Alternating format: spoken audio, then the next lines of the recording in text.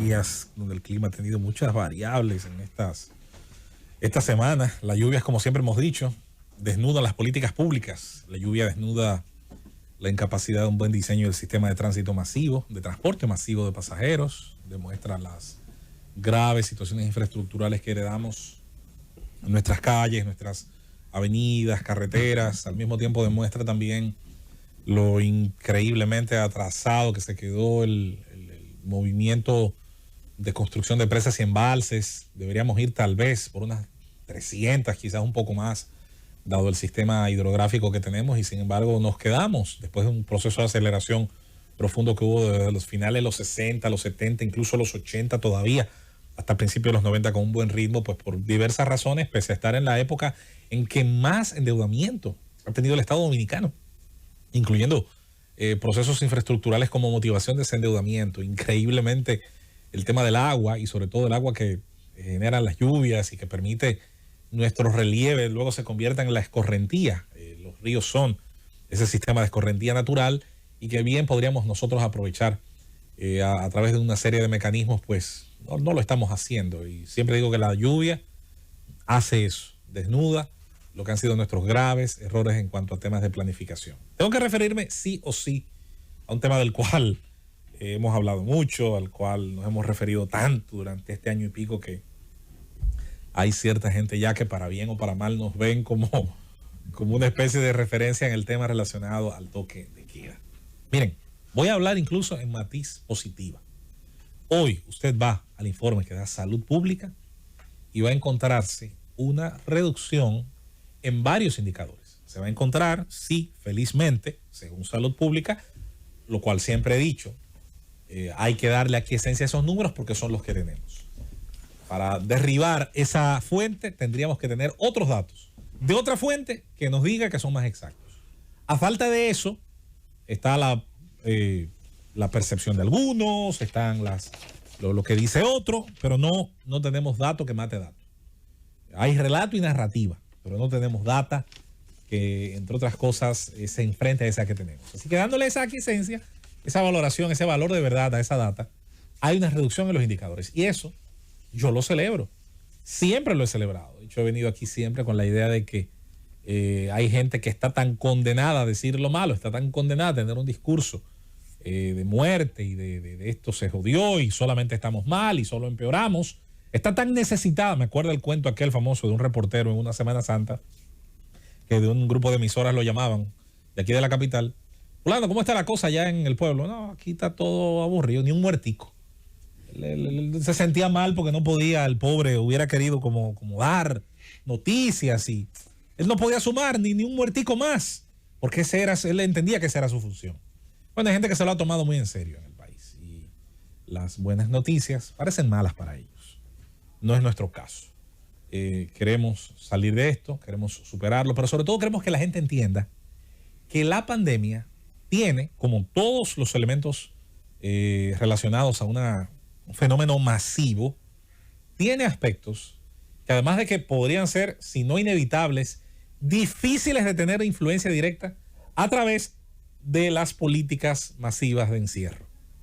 Y ahora que comienza a bajar esos indicadores, yo me hago la pregunta, sobre todo algunos amigos que hoy los colocaban y tiraban la pullita, mira, que está funcionando. Y yo pregunto, bueno, entonces, ¿a raíz de que baje? ¿Se nos van a unir a quienes decimos, bueno, ya está bajando, ya no más castigo a los trabajadores, a los negocios, al tejido productivo que ha tenido una vez más que verse sometido a cerrar, a disminuir sus horarios, a volver a cerrar el turno de empleo que habíamos felizmente retornado a tener? Ya que está bajando, felizmente, me pregunto, ¿van a cruzar de acera y van a unírsenos a decir, gobierno, como está bajando y ya esta tercera ola, que como pudieron apreciar en su pico, en su cenit, en su apex, como dicen los gringos, fue menos dañina que las anteriores, por razones que, sin ser astrólogos, aquí entendíamos que iba a ser así, y por ahí deben estar los audios grabados? ¿Por qué? Porque esa tercera ola, ese tercer ápice del dibujo, del gráfico, iba a encontrar un sector médico cada vez con más conocimiento de cómo enfrentar la pandemia, cada vez con una mejor capacidad de hacer uso de las diferentes ayudas terapéuticas para enfrentar esa situación. Por eso no vamos a volver, gracias a ese Dios que está ahí arriba, pero sobre todo a la capacidad de esos médicos y neumólogos, entre otras especialidades como los intensivistas, vamos entonces a ver que cada una de esas olas tiene una menor correlación de contagios, agravamientos y muertes. Cada ola entonces va a tener un número de contagiados que, aunque podría ser mayor, va a dejar como resultado una letalidad inferior. Y eso, aunque a algunos no les guste, porque convertidos en heraldos, en mensajeros de todo lo malo, no pueden admitir que haya ningún punto de mejoría. Incluso cuando aquí estuvo una doctora que me pareció muy capacitada, la escuchaba yo, mi primera pregunta tuvo que ser, bueno, pero ok, ¿y cuándo vamos a caer en cuenta de que ustedes precisamente han encontrado cómo hacerle frente a esta terrible situación sin llegar a los niveles de colapso que en algún momento se temió, sin llegar a los niveles de desbordamiento que en algún momento parecimos rozar? En ese sentido, nos da la impresión de que cuando asumimos todo ese mensaje, no le estamos dando crédito, siento, al personal médico dominicano, ese recurso humano tan trabajado, tan extenuado, tan estresado, que durante este año y medio le ha hecho el frente a través de las clínicas privadas y los hospitales públicos, le ha hecho el frente a la pandemia. Incluso hasta algunos mismos miembros de la comunidad médica, habiendo asumido, insisto, el papel de jinetes del apocalipsis, se han olvidado de lo bueno que su misma clase ha demostrado en comparación incluso a otras partes del mundo. Luego está el tema de lo que nosotros hemos siempre dicho, le hemos colocado, por así decir, el mote de la inercia política. Salió una información hace unos días de la OMS donde el título decía que había que tomarse más medidas restrictivas. Mucha gente lo leyó como si congratulándose fuera de que la OMS le estaba dando la razón en medidas de cierre. Esteban Delgado, que es un periodista de experiencia y que no se queda como algunos en el titular por complaciente que sea, fue al cuerpo de la noticia. El cuerpo no hablaba de toques de queda ni de cierre, todo lo contrario, hablaba de la necesidad de reafirmar políticas de educación al individuo, que es la minoría más poderosa del mundo, el individuo, de que siga manteniendo políticas de aseo, mascarilla y distanciamiento social. Porque hasta la OMS ha entendido, y lo han hecho muchos sus expertos, no ha habido forma en que alguien señale correlación entre medidas de cierre y menos contagios. Con medidas de cierre hemos tenido partes en alza de la ola y partes en reducción. Sin medidas de cierre hemos tenido partes en alza de la ola y partes de reducción.